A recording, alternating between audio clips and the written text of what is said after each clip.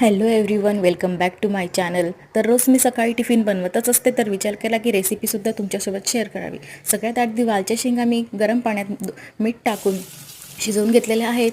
हाताने अलगद अशा दाबल्या जातील अशा पद्धतीने मी शिजवून घेतलेल्या आहेत. त्यानंतर कढईत 2 पळी तेल टाकून त्यात लसूण टाकून छान परतून घेतलेलं आहे. त्यानंतर थोडीशी हळद टाकून शेंगदाण्याची चटणी आणि थोडीशी लाल तिखट मी टाकून मिक्स करून घेतलेलं आहे. त्यानंतर शेंगा टाकून छान मिक्स करून घ्यायचं आहे.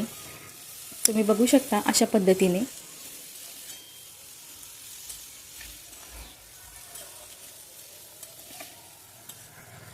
त्यानंतर चवीनुसार मीठ टाकून आपण भाजी ही मिक्स करून घ्यायची आहे. त्यानंतर 2 ते 3 मिनटं वाफेवर ही भाजी शिजू द्यायची आहे. झाकण उघडून बघू शकता भाजी अतिशय छान चमचमीत अशी झालेली आहे. धन्यवाद.